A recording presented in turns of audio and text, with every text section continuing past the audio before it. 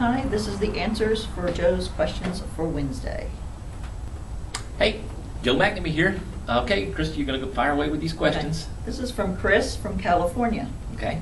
Joe, when is the next boot camp? Oh, Chris, I guess you're referring to my Jumpstart Your Business Boot Camp. That's the basic level that I make everyone go to first before they can take any of my advanced stuff. We're looking at sometime in August. We have not chosen the exact date yet. We've got a lot of stuff going on here right now. I put the staff into overdrive with a whole bunch of marketing techniques that we just started while we were out of, well, almost out of country, considered Virgin Islands out of country, not out of country, whatever. So sometime in August, Chris, and we'll be letting you know soon on that, the exact dates. The next question is from Patty, State College, Pennsylvania. Oh, hey, Patty. What are some of the parameters you use to set the price for a house? How do you use comps, other websites to support your decision? How do you decide how big a cut your help gets from the deal? And do you keep track of their time? And how do you gauge the effort? Any suggestions for gracefully excusing yourself from the customer who continually talks and wants to know and understand every detail of what is going to happen? Okay, so did Patty want me to also tell her how to build a ship? That's no, exactly I'm just kidding, right. Patty. I'm just kidding. All right, no, Patty, that's a great question, and they all connect with each other with one exception. Well, the first thing is, I forget what no, I'm just kidding. The first thing is, when I'm trying to determine comps, when I'm trying to determine value of a property, you know, you've been a student of mine for a while, so you know that I'm interested in what the market has to say about the property, what the buyers have to say, the buyers who have not spent any money. Appraisals, BPOs, comparative market analysis, none of that stuff means anything to me. But if a seller has that information, we take it as an indicator, but not as a decision maker. We'll pull comps, we'll use different types of programs. There's a million different programs. You can go online and type in real estate comps and a bunch of programs will pop up. We use Real Prospect sometimes. We haven't used that in a while. We'll use, good golly, Realty Track. We'll use, gosh, what are some of the ones that you know that we use? Customer CRM. Yeah, we use CRM, we use Google Comps, we just different ones. But if you just type in that, we'll pull that information. Now, none of it is the gospel. It is just an indicator of what the market's saying. We'll even look at what Zillow has to say. And a lot of people say, well, if it's free, you get what you pay for. Well, bottom line is, when you take all of those values together of what they think the property's worth, somewhere in there is the truth, but none of them are exactly right. But again, it's more important to focus on what the buyers are willing to pay. So what does it cost a month? What do the buyers have to work with per month? Now, as the economy starts to change, starts to shift, and we start getting back into the world of banks writing checks easier, then the whole story will change. But right now, this is still how I make the most money in real estate. So I'm just teaching you what works in real estate when you're asking the question, when my training's happening, what I'm doing that works in real estate. Okay. Next thing is about help. I can't see that, but what did she say? She wanted to know how do you decide how big of a cut your help gets from a deal? Oh, okay. Well, I made it real easy. In the beginning, when I first started putting outside sales reps in place years ago, I decided to do it as a percentage of the down payment. And pretty soon that became a mathematical thing, and I want things to be as easy as possible. So what I did was a flat rate. I started out, my first outside sales reps received $1,000 for every time the property sold. Even if that property sold more than once, they get $1,000 for each time it sells.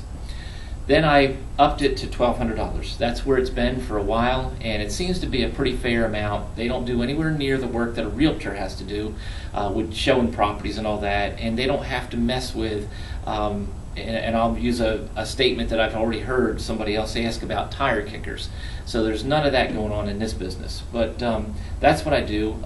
As far as compensating for hours, if I have somebody who's working by the hour and not bringing in any type of revenue at all. Their job is just to handle the administrative part.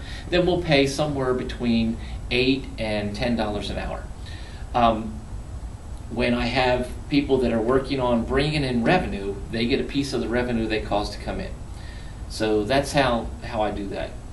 I think that's about it on Patty's. Mm-hmm. Oh, no, No, it's not. There's an issue with a seller, I'm assuming, asking too many questions. When a seller starts asking too many questions, of course, in your mind, you're starting to wonder, okay, are they trying to learn how to do this themselves? Do they want copies of my contract so that they can try to do this themselves? Of course, they don't have anywhere near the training that you have, Patty, so there's a lot of risk for them to make a huge mistake. But when they start that, the first thing I do is say, listen, if you're interested in learning, I know this guy who teaches people. He's the one who's taught me. I've spent tens of thousands of dollars or hundreds of dollars or thousands of dollars, whatever the case may be. Whoever you are looking at this right now, you know how much you've already spent to learn how to do what it is that I do. So if you're interested in learning that, then here's their contact information. Or if you're an affiliate, then you would of course give them your affiliate connection so that you get a piece of that sale. But that's where I cut them off right there, and I say that. And usually, not every time, but usually when you call them out on that, that's when they stop right there and they realize, oh, it's kind of obvious what I was trying to do. Or they realize, oh my gosh, this person has spent all this money on this training. I think I'd rather just let them do it than me try to do it. Now, that's not a perfect scenario, but those seem to work pretty well. I've had that happen so many times. So, okay, what's next? We have a question from Ezra, who has used U.S. probate leads and have had success closing deals with these leads. Ah, okay. So Ezra, my guess is you're actually trying to promote a company that sells probate leads. But when you're talking about probate, most people that teach probate teach things that really and truly, I'm just going to tell you, don't work. Whenever you're going to send a message to a family who has lost probably a loved one, and you send a long letter that looks like an attorney wrote it to address to the personal representative, because that's what it's referred to today instead of the executor or executrix, depending on male or female. When you're sending that message out, most of that just goes in the trash. 99.9% of that goes in the trash. And you're dealing with a high state of emotions going on there many times. Now, how do I know that? Because I've done that many, many, many times. So what I figured out was it was much better to send a simple yellow letter.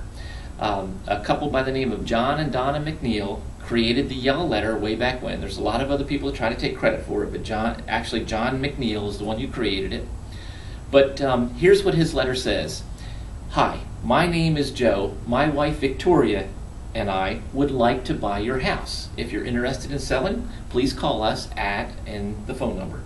So that letter is a much shorter, to the point, not typed out, handwritten, put into a small invitational style envelope, and the envelope is not sealed. You leave it unsealed, tuck the flap in, do not seal it. Put a live stamp on it, do not stamp it with the ink permit. I'm just telling you, I've done all this stuff so many times for decades. I've been in the real estate investing world, and there's things that I've learned that are really cool, like John's letter and how to use it, and there's things that just do not work and hit people the wrong way. So whenever you're dealing with probate, you can pick up lists of probate properties at your local municipality, your local courthouse. It's public record. You can find all of that. You can pick up obituaries all over the place and find out if they have any real estate attached to it. So the answer to your question is no, I've never used that lead company. Not telling you it's a good or a bad company, but I'm just saying the procedure of going after probate property, be very careful, because there's a lot of emotions involved, and the way that I've seen it taught causes lots of problems. the way that I just described to you, is the one that has the least amount of emotional issues with it, but there's still some emotions with it. Okay? Next question is from Jeff from Jacksonville, Florida. Oh, hey, Jeff. What is the criteria, or how do I get your advanced training?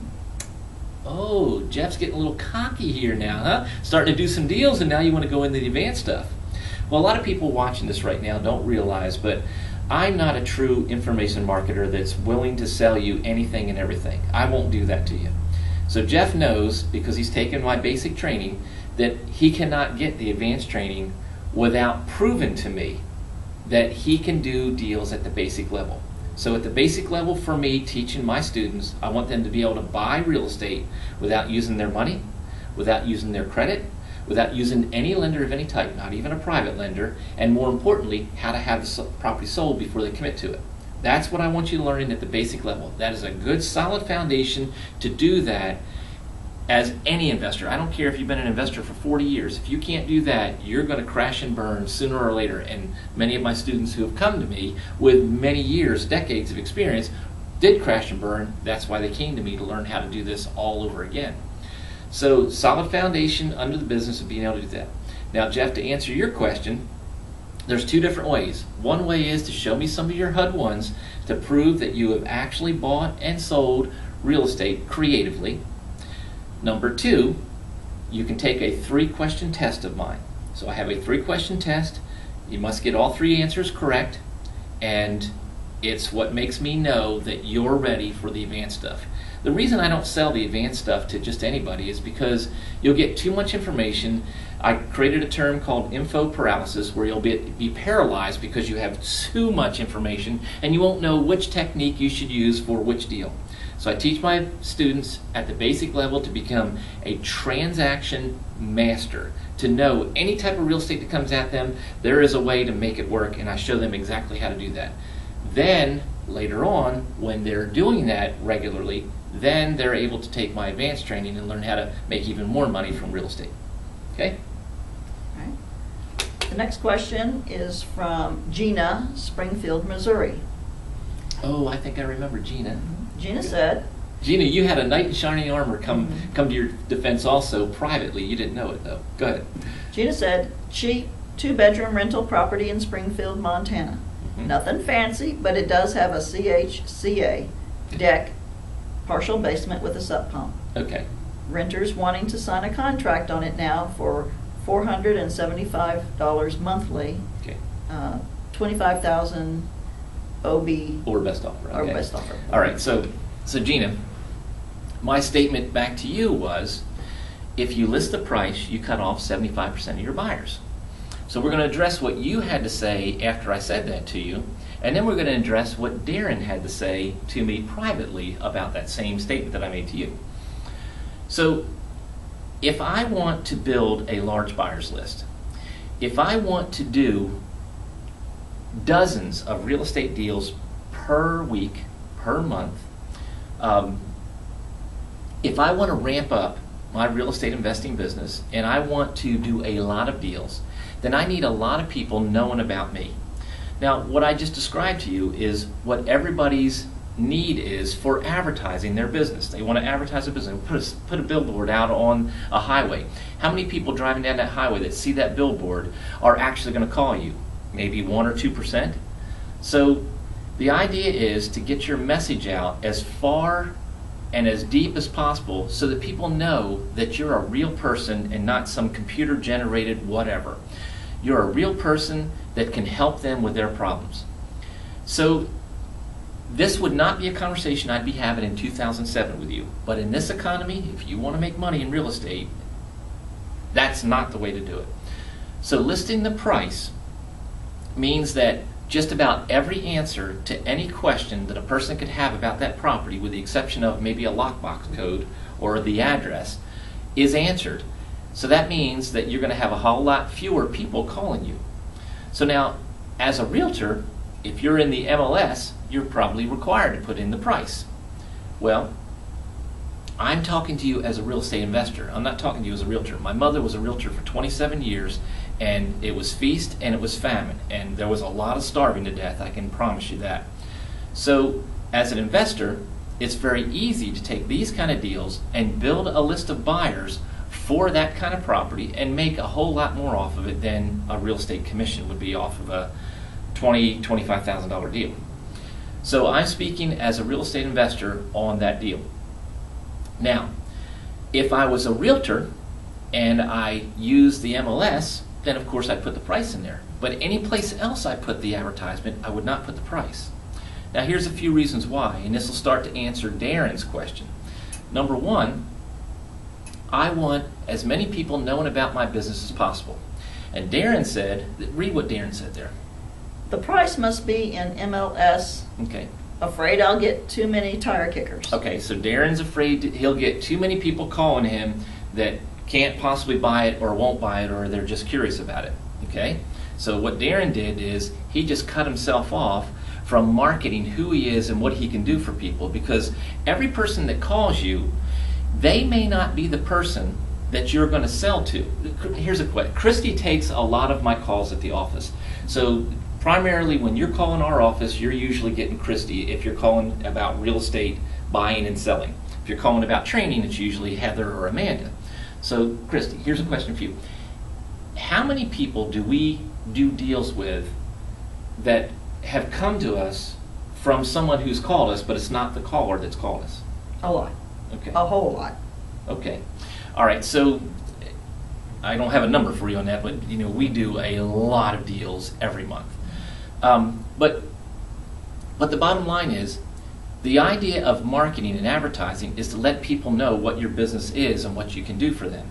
So each time you have a person calling with a question, they get to find out a little bit more about your company, your business, what you can do for them. Now, Darren said that he doesn't want to become busier. He doesn't want all the tire kickers and it make him have to take a whole lot more phone calls. So I'm the investor. I'm the real estate investor. People learn from me how to do what it is I do by watching over my shoulder.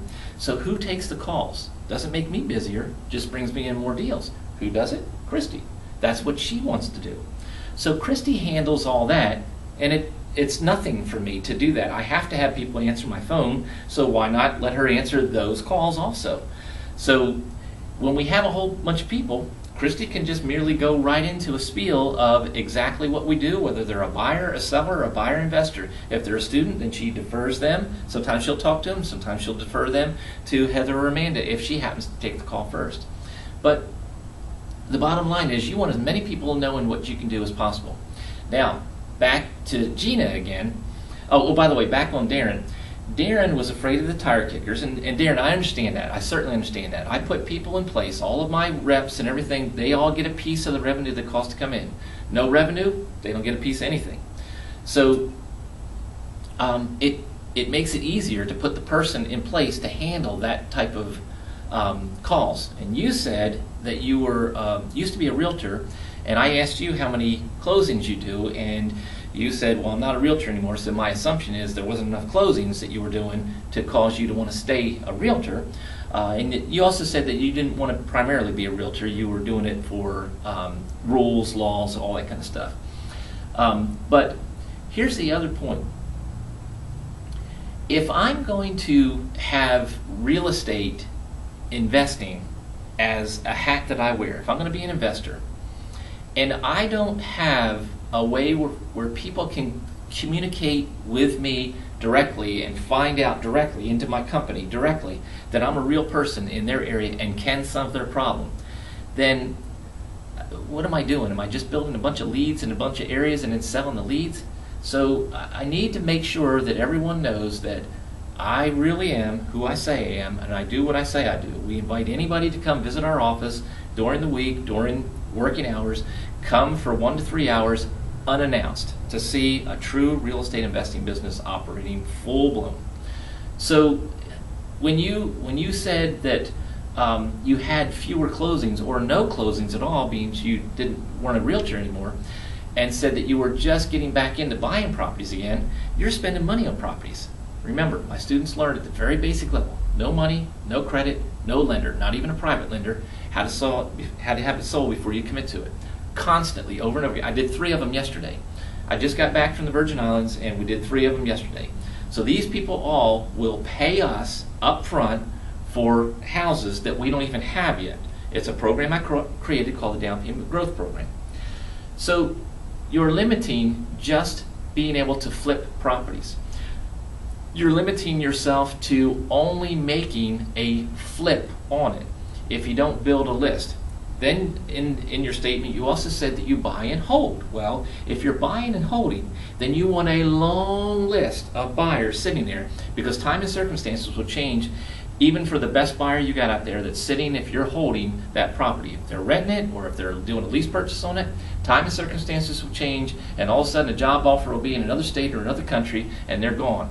We have thousands of buyers on our list at any given time to make sure that it's easy to put someone right into that property in the event that someone moves out. And when it happens, when the person moves out and a new one moves in, we say cha-ching. So it's just a little different way. You're in the conventional wisdom world looking at that. Now let's go back to Gina again. Gina, you said something about, well, I can't see it, but something about how would... Okay. I said, don't list the price, right. And then you said, go ahead and read it. How would you do that? The owner won't do a rent to own to me, only cash. Okay. He will keep it as a rental instead. Okay, so the renter is willing to rent it. That's what you just told me, and immediately in my mind, boom, cha-ching, right there. Because if they're willing to rent it, then they're willing to rent it to me instead of just Bob the sod layer. So if I rent it, I'm coming to them with these statements. I can get you full price for your property. I will lease it from you with the right to sublease it. I will put an end buyer in there who is going to lease it from me, and I will sell it to the end buyer when I have the right to buy it from the seller. And I will still work with that end buyer and get them qualified. So he's not doing a rent to own, he's doing a lease purchase with me, and then I'm subleasing it to my end buyer. So if he's willing to rent it, he'd much rather have me and my company renting it than just an individual out there. So that's number one. Number two, he's also going to know, do you want to be a landlord responsible for maintenance, upkeep, taxes, and insurance? Or would you rather not be responsible for maintenance, upkeep, taxes, insurance? And then I quote a few ugly stories that have happened over and over again in different people's states. Have you been a professional landlord? I ask them that. Have you this? Have you that? So again, Gina, I'm speaking from a real estate investor where we like to make money off of real estate instead of the realtor right now that's starving and suffering, and I do understand that's happening. A commission on a, let's just say, $20,000 sale is not worth even typing it into Facebook. But the money that's sitting there for that simple little deal is, you just can't imagine how much money that is on a simple deal like that. Now, will everybody do what I ask them to do, every seller? Of course not. But that's the road I go down first. Okay, so everything you told me right there is exactly why I wouldn't list the price and exactly why I can make a bunch of money off that based on that seller saying that they would rent it. Okay? What else?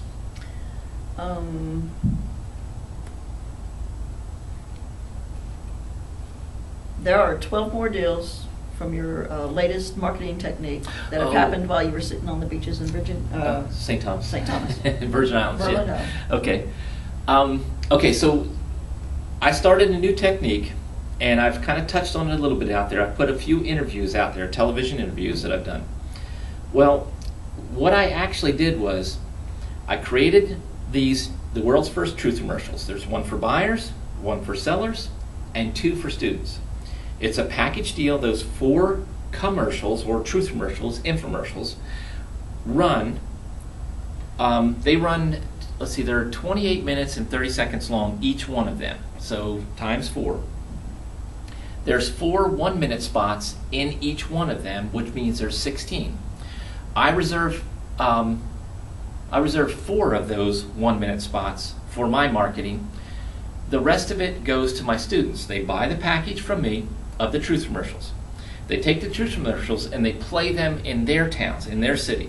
So it's me on the truth commercial, but when the contact, it's called the lower third. When that stuff pops up at the bottom of the screen, that's called the lower third. When the contact information pops up for it running in your town, It's your contact information, not mine. It's still me dealing with buyers and sellers, but you're doing it as a trained investor in that town, in that area. So it would say local trained investor for, let's say, Carson City, Colorado. And then it's your contact information, whether it's your phone number, your website, your email, whatever, however you want people contacting you. Well, what those truth commercials have been doing for me is bringing me a whole bunch of people, both buyers and sellers, that I didn't get from my other marketing techniques. Now, there's a lot of different things I do. I have all different kinds of things that I do to bring in buyers and sellers. But those are something that no one else does. I haven't found anybody yet saying, hey, there's even a local guy in a local area playing a commercial or infomercial that says that they buy houses and that they offer all types of terms and that they sell houses under terms. So you'd kind of be a unique person in your town doing that. Now, simultaneously, those commercials, those truth commercials, with you putting your contact information up there on screen, you actually could put a 1-minute commercial in one of those truth commercials, and then you get to say as viewed on whatever stations you're playing it on. Now, you can play it on a local station that's an affiliate of a national station, which gives you higher credibility. Now, you take those statements and you put those on your websites and all your other marketing areas so that you can say that you are on television. All right. Now, at the same time, the commercial, the 1-minute commercial spots, you can sell those spots to your local connecting companies if you'd like. And it doesn't have to be a company you even connect with, but complementary businesses like standard and substandard insurance companies, credit repair company, mortgage lenders, small town mom and pop banks, realtors, handyman, contractors that do, subcontractors that do all different types of work on the properties. Those are great businesses to tie to.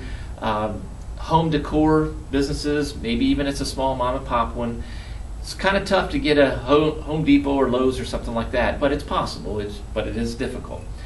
And so now when you sell them those commercial spots, you can sell it to them with them providing the commercial to you, filmed, or you can contact us. We'll put you in connection with our production company who will fly out there and do the commercials. But of course that's going to cost more money. There could be local production companies in your area who would be willing to do that also. But it's not all that hard to shoot a simple commercial. I mean, look at what we're shooting right now. This could be a commercial.